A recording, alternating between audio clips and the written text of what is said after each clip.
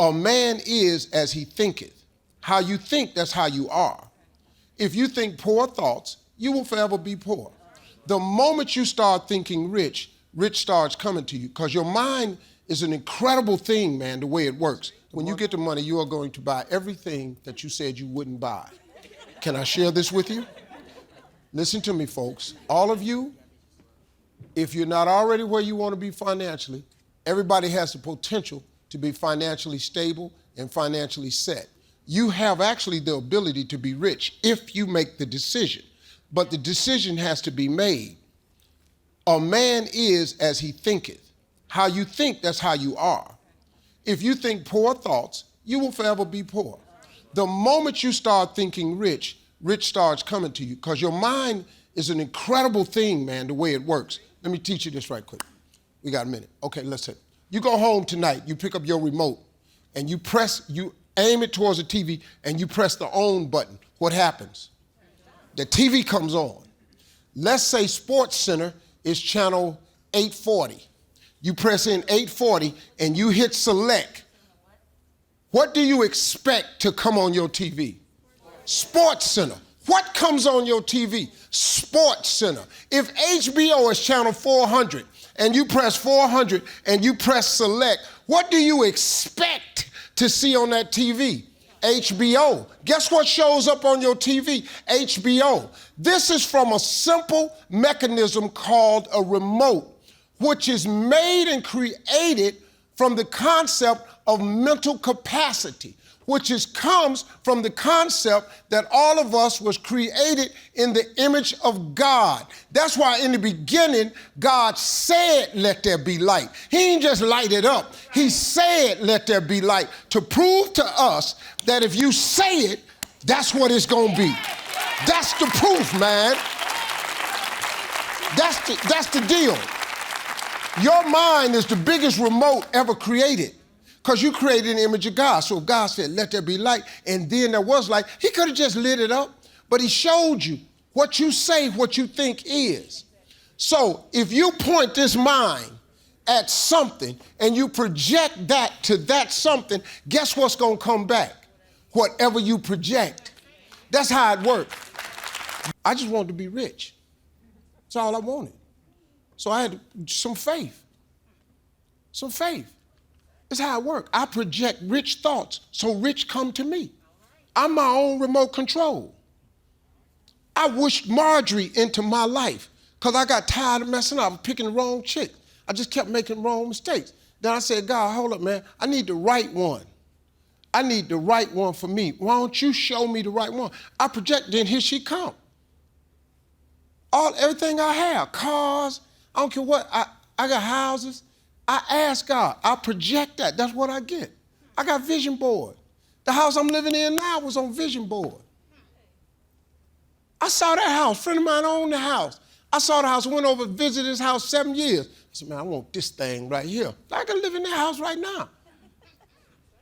You can project yourself into the life of your dreams.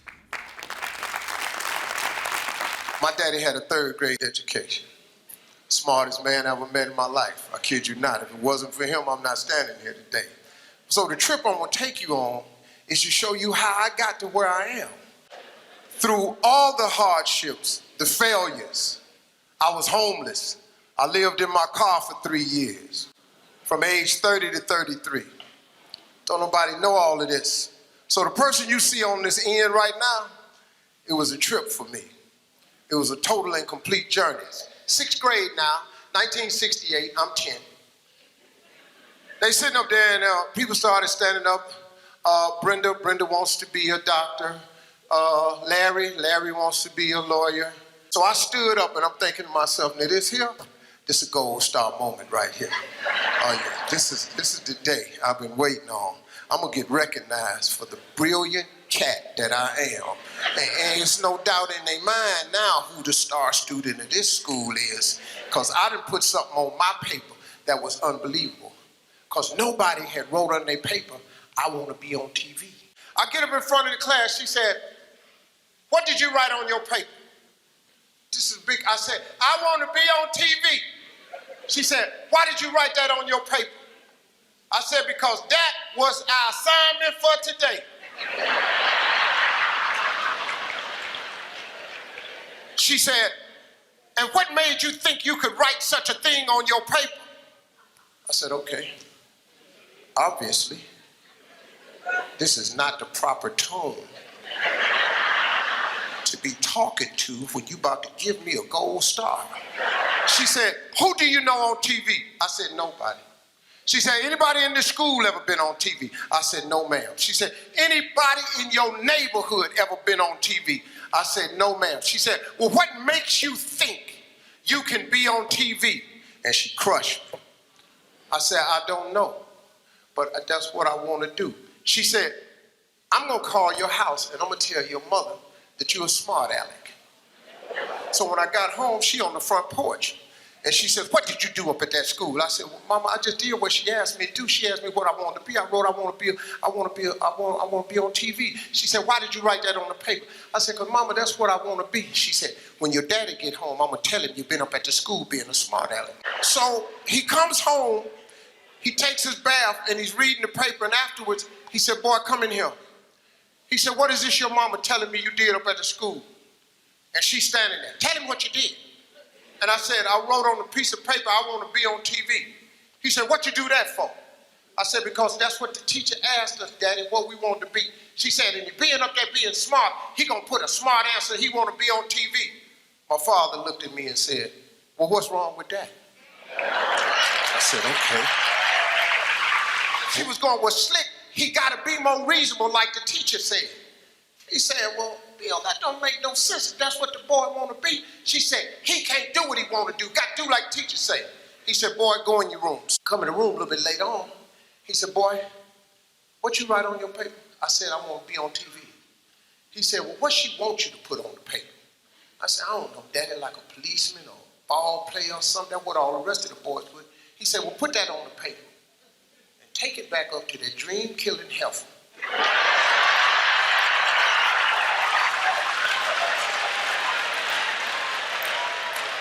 So he said, now take that paper and put it in your drawer.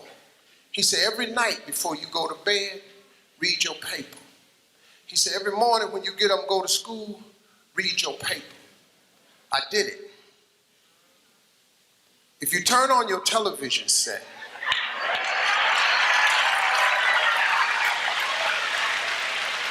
seven days a week, I'm on there somewhere. Because that is a principle of success that all successful people know. If it is written, so shall it be. That's the deal. If you don't have what you want in life, just check yourself. Is it written anywhere? Have you wrote it down? Have you claimed it? Have you laid it into faith? Have you willed it into existence? Has it become a law? Did you write it down? If it ain't written down, what you want? Now that teacher that gave me that assignment, just, she passed recently. She was an older woman. I loved her though. Every year, I sent her a flat screen TV.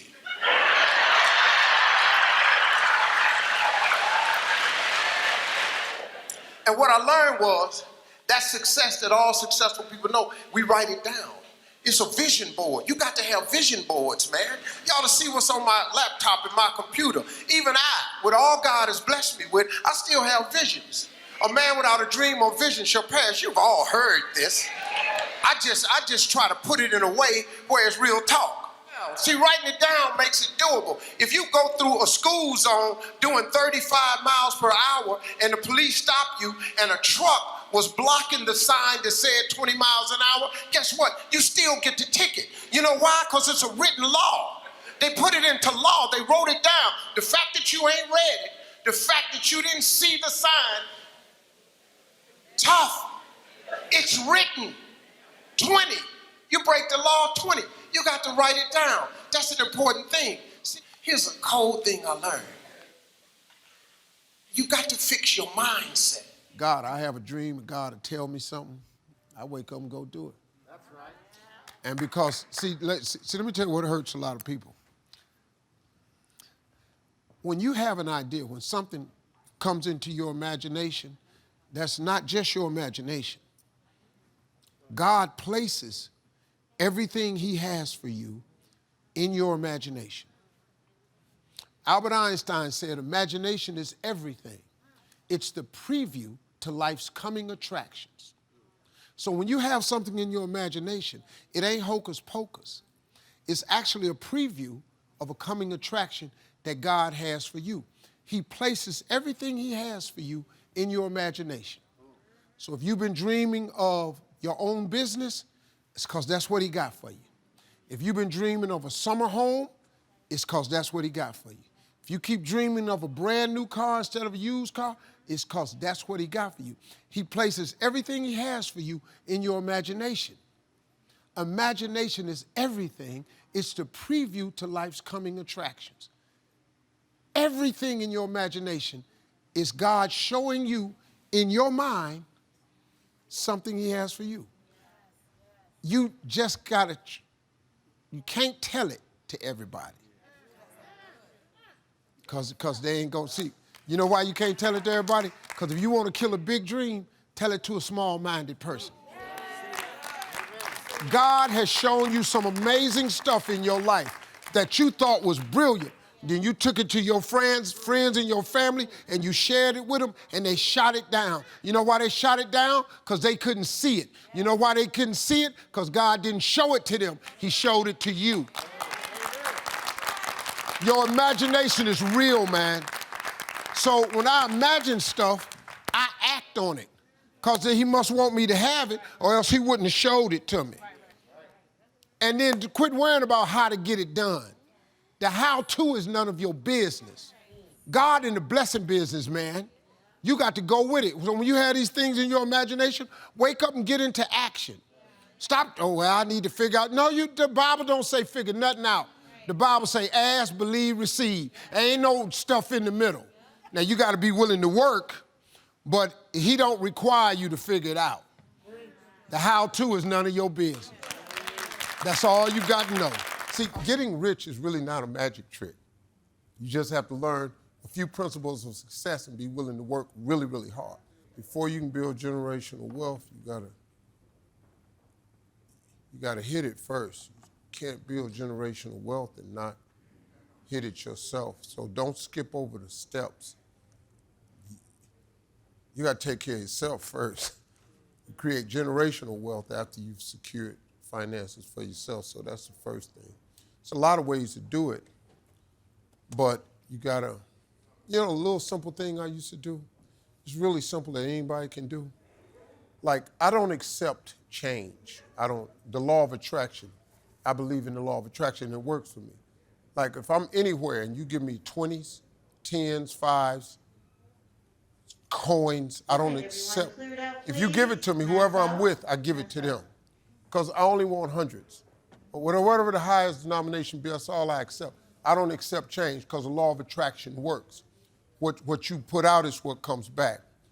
What I used to do, though, is every time I got a single, I'd roll it up.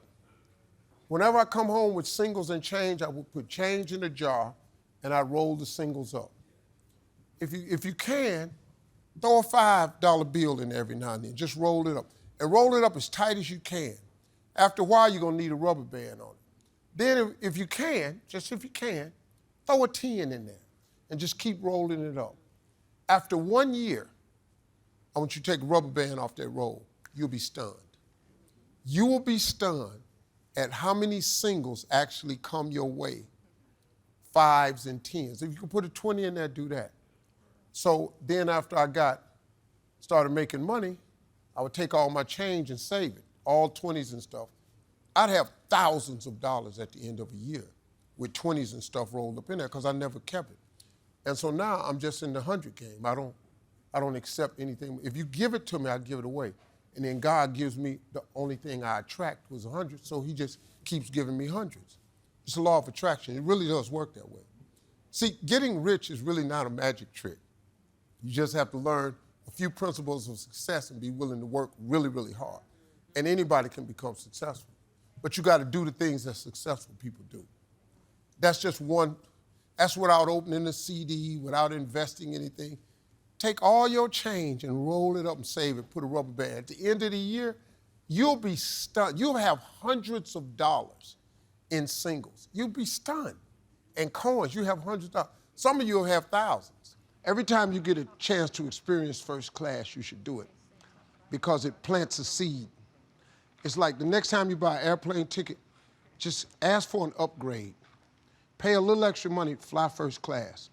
What it does is it conditions your mind. Once you get in first class and you see how wide the seats are, and you find out why they shut that curtain, see, because they shut that curtain because they can't let you see what's going on up there.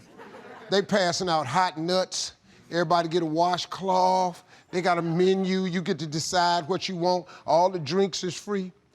Once you sit in first class one time, the next time you get on a plane, it's very difficult to walk past them seats. And then your mind starts thinking of ways to get back to first class. And guess what? That's what you start attracting to your life. And you start behaving and producing stuff to get you back into first class. That's how you move up. You just take, like buy you one really expensive outfit. Just see how it fits. That shit is high for a reason. Don't think they down there just putting prices on. Buy a really expensive pair of shoes, ladies. Buy a really expensive purse one time. Just go on down there, buy the real Louis Vuitton that ain't ever on sale. Louis Vuitton don't even have sales. Just get you one. When you carry it, it changes your life. It will then cause your mind to subconsciously produce thoughts to get another one. And next thing you know, you attract the thing you need to produce the outcome that you want. What really changed my life, man, was I got in Amway when I was about 24. I got in Amway. And that changed my life, man, because the first time ever, they introduced me to self-help books.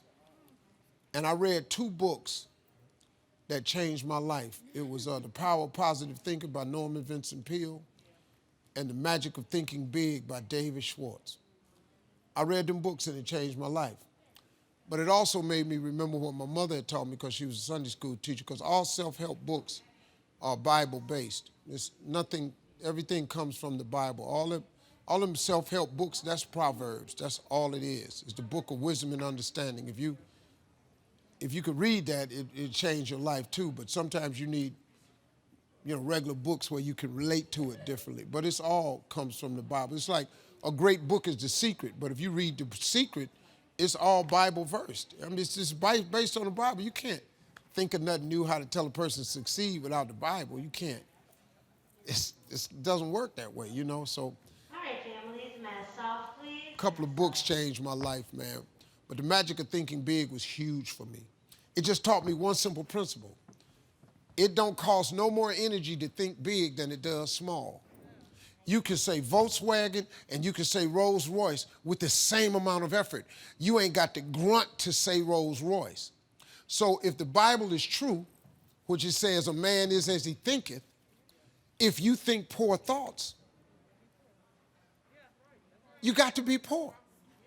The moment you change that thought into wealth or riches, you start the process to becoming wealthy or rich. It's not a magic trick. It's really how it works. People complicate it. You got to do this and you got to do that. But the Bible's pretty plain. They ain't got no loopholes in it. Really don't. It's just real simple. It say what it say. All you got to do is believe it's talking to you.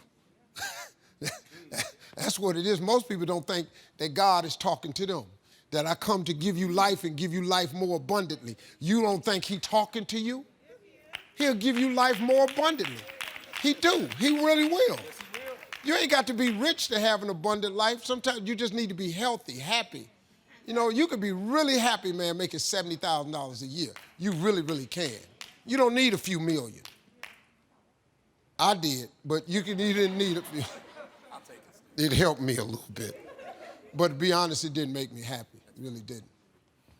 Until you need God to be happy. So I ain't no preacher, so we got ministers in the room, so I'm just telling y'all from a hood perspective what I did to get here. You can go to church and hear it, or take it from a dude that come out the bottom, ain't got nothing. Ain't gonna pass no offering tray. I don't really care. If you don't believe me, you ain't got to. Yeah. You know, I was telling my staff this morning, they said, Mr. Harvey, man, you got this great attitude this year. What happened?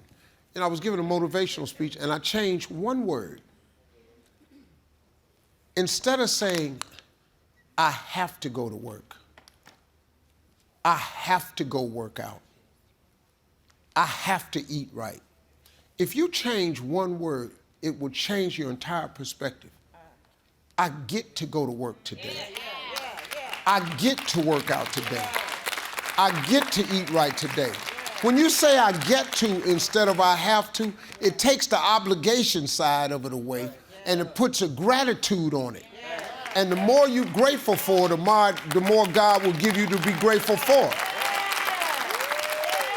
Gratitude is a huge principle of success that a lot of people overlook. You're so busy pointing out where you're not at that you gotta stop and take time to thank God for where you are. Because look, man, success ain't how far you've gotten. Success is how far you've gotten from where you started. If you look at it that way, man, it just helps you out a little bit. Like, I get to go to work every morning. I don't have to. I get to go to work. I mean, this is a blessing, man. To have a job is a blessing. To be able to provide for your family is a blessing. To be able to, you know, if you're producing any income wherever you are, it's a blessing, man. It's a lot of people ain't working. COVID flipped a lot of people's life upside down. You know, everybody, man. I was doing an interview and this little young guy was there and said, man, Mr. Harvey, 2020 had to be the roughest year of our life. It was the roughest year of my life. 2020, the roughest year of my life? 2020 ain't even close to the worst shit that happened to me. He said, you've had a worse year than COVID? First of all, I didn't have COVID. That's just it. My wife had it, my son had it, they survived it. I said, wait a minute, man, I had a good year last year, but it's the worst year of everybody's life. No, it's not. No, it's not. No, dog, I lived in a car for 3 years. I had some funky ass years. COVID wasn't it. And it's all about your perspective. See, if God gets you past something, your job is to move on. You can't keep revisiting what God done brought you through. If he got you through it, then go on and get past it. Stop. I can't stand. I was in this relationship with this man for 8 years. Well, you ain't in it no more. Man, and that's what happens to a lot of people, man. I just try to tell people whenever I can, man, a different way to look at it, because success is mindset. That's all it is, man.